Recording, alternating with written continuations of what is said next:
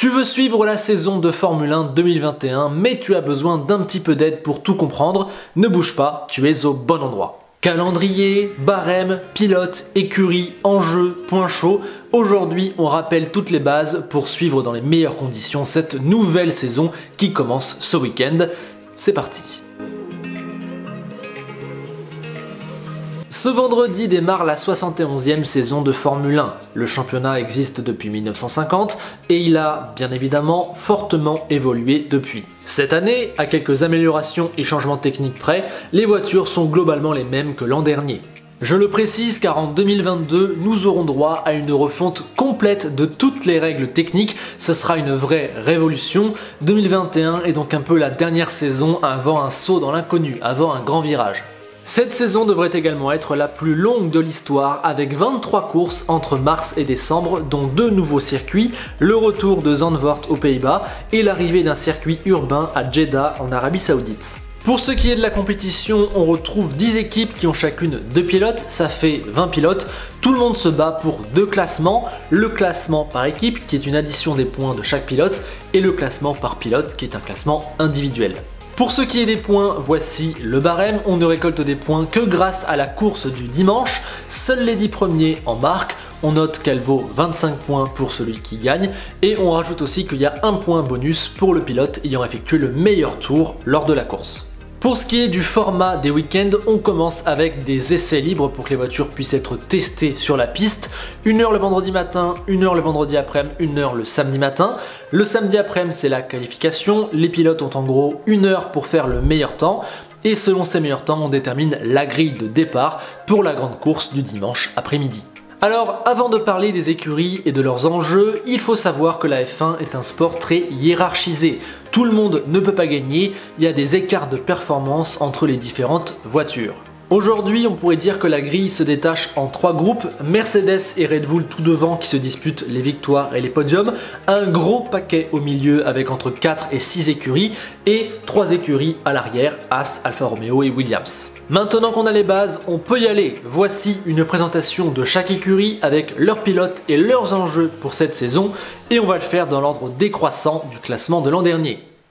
On commence avec Williams, mythique écurie construite il y a plus de 45 ans par Frank Williams, un indépendant. Présente depuis 1975, elle a récolté 114 victoires, 312 podiums et a gagné 9 titres constructeurs. C'est un vrai monstre de la discipline, mais elle connaît une descente aux enfers depuis 3 ou 4 saisons. À cause d'un manque de moyens et de plusieurs développements ratés, la situation a fortement empiré. Un seul point marqué en 2019, 0 en 2020. C'est l'horreur. La famille Williams a même dû céder son équipe en milieu de saison dernière. L'affaire a été reprise par un fonds d'investissement américain qui va apporter plus de moyens et de nouvelles méthodes tout en gardant l'esprit familial. Donc en 2021, on n'attend pas grand chose de Williams. L'enjeu, c'est surtout de retrouver de la confiance, de poser les bases d'un nouveau projet avant le grand virage de 2022. Et au passage, si on récolte 3 ou 4 points, c'est du bonus. Pour ce faire, elle comptera sur George Russell, jeune pilote de 23 ans, ancien vainqueur de la Formule 3 et de la Formule 2. Il est considéré comme un des futurs grands de la Formule 1 et il est surtout en contrat avec le management de Mercedes, chez qui il a couru une course l'an dernier pour remplacer Hamilton quand il a chopé le virus. Pour la 3e saison consécutive, cette année, George devra faire surperformer sa très mauvaise voiture et il n'attend qu'une chose, un appel de Mercedes pour 2022. Attention, le futur de la Formule 1 est peut-être là. Il sera accompagné de Nicolas Latifi, pilote canadien de 25 ans qui a fait sa première saison l'an passé. Son talent est beaucoup plus limité, mais il progresse et son papa apporte des sous, alors on attend de voir comment il se développe.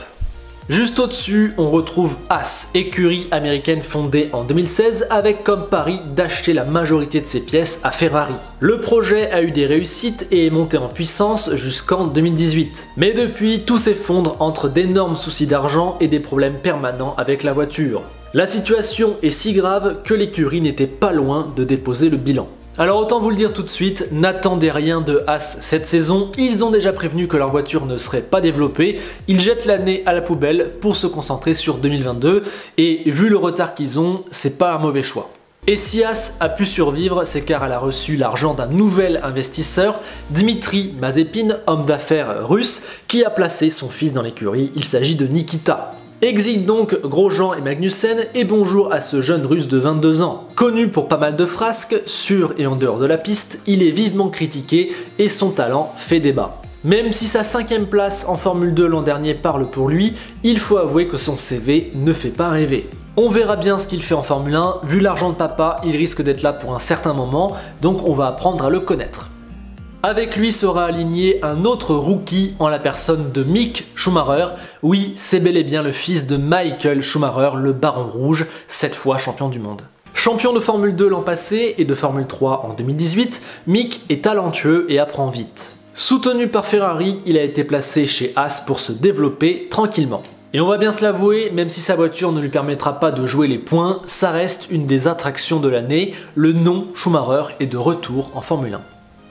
Avec seulement 8 points l'an passé, Alfa Romeo espère faire bien mieux. La marque italienne est en collaboration avec Sauber et fait avec peu de moyens. Plombée par la sous-performance de son moteur Ferrari, elle espère remonter la pente dès cette année et peut-être même raccrocher le wagon des équipes qui sont au centre de la discipline, ce qu'on appelle le fameux midfield où on retrouve Alpine, Aston Martin, Ferrari, McLaren, etc.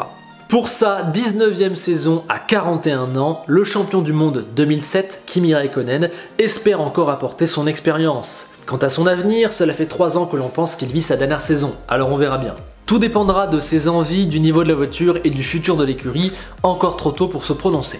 Son coéquipier est toujours Antonio Giovinazzi, ancien espoir de Ferrari. L'Italien a été pilote de remplacement puis de test avant d'être titularisé en 2019. En 2 saisons, il a un peu progressé, mais il faut avouer qu'il passe un peu anonyme sur la grille. Difficile de savoir quel sera son avenir, comme chaque année il se bat pour conserver sa place, mais voilà, faut quand même dire qu'on attend un petit peu qu'il explose, qu'il se révèle aux yeux de la Formule 1. Depuis l'an passé, AlphaTauri est le nouveau nom de Toro Rosso, mais l'écurie est toujours la petite sœur de Red Bull, chez qui elle se fournit en pièces et par qui ses pilotes sont choisis. En 2020, l'écurie a quand même pris une part d'indépendance, mais surtout, elle a bien progressé, bien grandi. Elle est désormais une écurie à part entière de ce gros midfield très compétitif. Et les mots d'ordre pour 2021, c'est confirmer et continuer, pas plus que ça. Les objectifs du français Pierre Gasly sont environ les mêmes, continuer d'être aussi incroyable et décisif sur la piste. Outre sa victoire à Monza l'an passé, moment mémorable, il a vraiment été un des tout meilleurs pilotes de la saison. Et on ne voit pas de raison que ça s'arrête, alors c'est très excitant. Il sera accompagné de Yuki Tsunoda, rookie japonais de seulement 20 ans. 3e de Formule 2 l'an passé, il est un des tout meilleurs espoirs et son arrivée fascine. On a hâte de voir comment il va s'adapter, lui qui n'a réellement commencé la monoplace qu'en 2017. Face au gros bras de la Formule 1, le plus petit pilote de l'histoire en termes de taille va vite devoir faire ses preuves. Écurie mythique par excellence avec sa présence depuis 1950, ses 1008 Grands Prix, ses 238 victoires et ses 16 titres de championne, Ferrari est la Formule 1. Une affirmation qui a cependant pris du plomb dans l'aile récemment car la Scuderia n'a plus été titrée depuis 2008 et a foiré son histoire avec Alonso puis avec Vettel sur la dernière décennie. Pire, l'an dernier fut sa moins bonne saison depuis 1980 avec une 6e place du général, majoritairement due à un moteur à la ramasse complet. Après une telle catastrophe, bien entendu, Ferrari est attendu au tournant, il faut relever la tête dès cette année, tout en n'oubliant pas de développer la voiture pour l'an prochain, où là, il faudra jouer les titres. Attention, grosse pression. Dans leur reconstruction, les Rouges pourront compter sur Charles Leclerc, 23 ans, monégasque, pépite absolue avec ses titres en Formule 3 et en Formule 2. Il vivra sa 3e saison chez Ferrari avec qui il a signé un contrat jusqu'en 2024, plus long contrat de l'histoire de l'écurie. En 2019, il a montré qu'il pouvait déjà faire partie des tout meilleurs. En 2020, il a montré qu'il savait faire beaucoup avec peu de choses. En 2021, on l'attend donc encore à un excellent niveau. Et cette saison, son coéquipier n'est plus Sébastien Vettel, mais bien l'Espagnol Carlos Sainz, pilote qui commence à se forger une belle expérience et un super niveau après 6 saisons, notamment les 2 dernières avec McLaren où il a été brillant. Chez Ferrari, il écrira une nouvelle page de sa carrière et il espère aider l'équipe à remonter. Sera-t-il à la hauteur du défi? Ferrari va-t-elle se relever? Quel pourra être son avenir? Voilà les grosses questions qui l'entourent. Avec ses belles couleurs bleu-blanc-rouge, Alpine fait peau neuve sur la grille. L'écurie n'est pourtant pas si nouvelle que ça puisqu'elle est une évolution directe de Renault. L'équipage français se renouvelle visuellement et dans sa structure afin d'ouvrir un nouveau cycle, mais dans les faits, rien ne change. Même pas l'objectif, cette année encore, Alpine tentera d'être 3ème, la fameuse place de meilleur des autres derrière Mercedes et Red Bull. Pour ce faire, elle comptera encore sur le français Esteban Ocon, grand talent de 24 ans, qui est monté sur son premier podium l'an passé. Sa carrière n'a pourtant pas été un long fleuve tranquille, lui qui a été lâché par Force India il y a 2 ans et qui avait dû passer une année sur la touche. Désormais bien de retour, il espère continuer à progresser pour faire son trou dans la discipline. Mais il aura fort à faire car son nouveau coéquipier n'est autre que Fernando Alonso, monstre de la discipline, champion en 2005 et en 2006. Après 2 années de pause pour se régénérer, l'Espagnol fait son grand retour avec l'espoir de jouer le titre en 2022. Attention, voilà un gros client et à coup sûr une des attractions de la saison. On va suivre Alonso de très près. Encore un nouveau nom sur la grille puisque Racing Point, l'écurie rose, est devenu Aston Martin cet hiver. Cela a été rendu possible grâce au grand patron, Lawrence Stroll, milliardaire aux immenses ambitions. Basée sur le circuit de Silverstone, l'écurie fait énormément parler d'elle et suscite beaucoup d'espoir pour le futur. L'an passé, elle avait réussi à terminer 4ème grâce à une voiture incroyablement évoluée. Et clairement, l'objectif 2021, c'est de continuer à grimper dans la hiérarchie. Clairement, il y a de grosses ambitions chez Aston Martin. Ils veulent compter pour le futur de la Formule 1 à très court et moyen terme. Côté pilote, on retrouve toujours Lance Stroll, le fils du patron. Arrivé très jeune en Formule 1, sans passer par la Formule 2, le Canadien a beaucoup bénéficié de l'argent de son papa, mais après 80 Grands Prix, on a bien compris qu'il avait un réel talent. Le problème, c'est son immense irrégularité qui fait de lui un pilote peu fiable et encore très largement imparfait. Encore beaucoup de défauts chez Lance Stroll. Le point positif, c'est qu'il n'a que 22 ans, donc encore beaucoup de temps pour progresser et se développer. Et cette année, il pourra se mesurer à un quadruple champion du monde puisque l'Allemand Sebastian Vettel a rejoint la structure Aston Martin.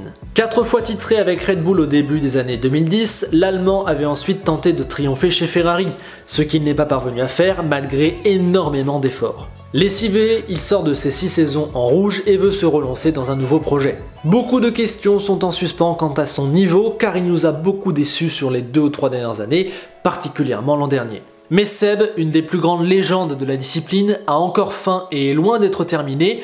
Hâte de savoir si Aston était le bon choix pour lui et si lui pourra mener Aston vers les sommets. C'est très excitant.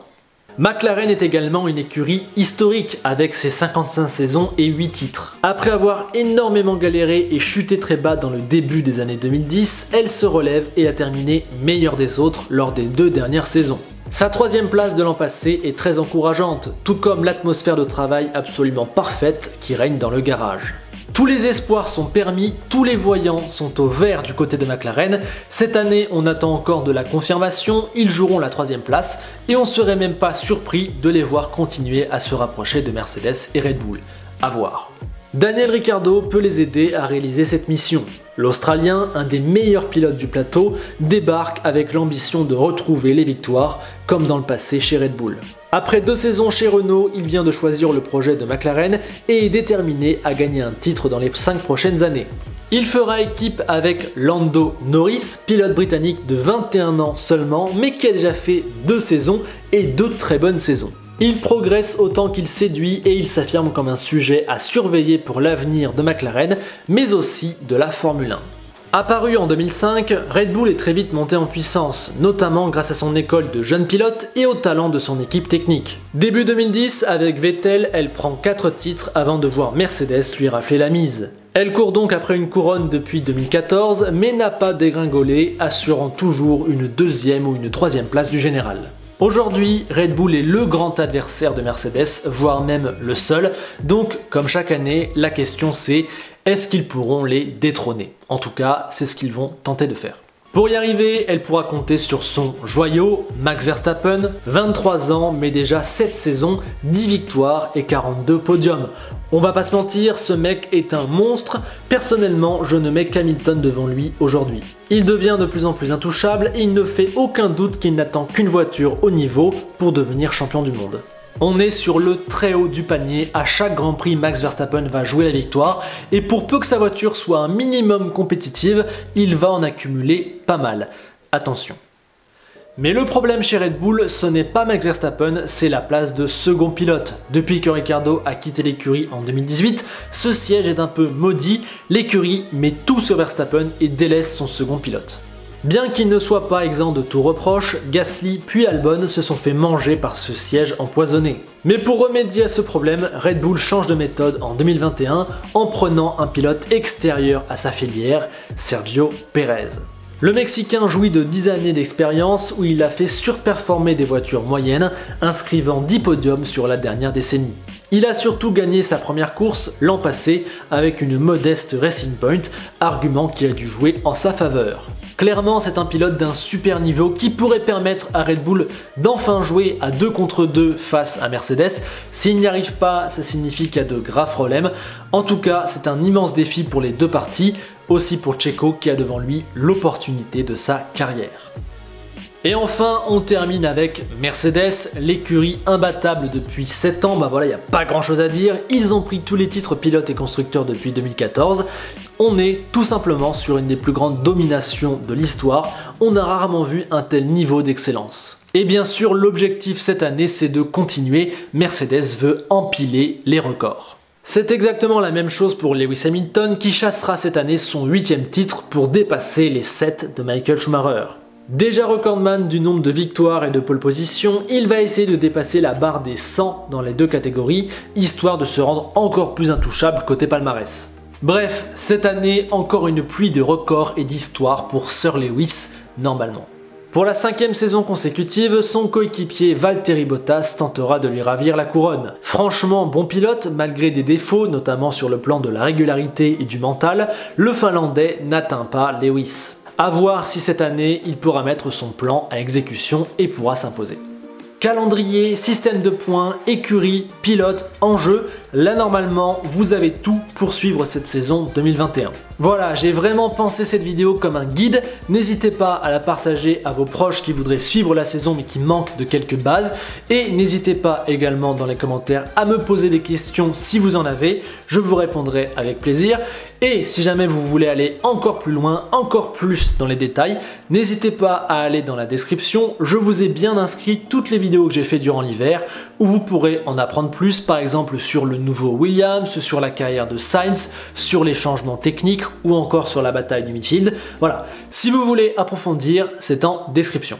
Voilà, c'est une vidéo qui se voulait vraiment faite pour tout le monde, c'est la première de 4 vidéos en 4 jours, alors du coup je vous dis à demain où on ira peut-être un peu plus en profondeur. Et tout en espérant vous voir au rendez-vous demain, on se quitte avec une phrase d'Enzo Ferrari, c'est la tradition, et il nous rappelle Enzo Ferrari que oui, pour ceux qui débutent, Ferrari est bel et bien la meilleure écurie de toute l'histoire.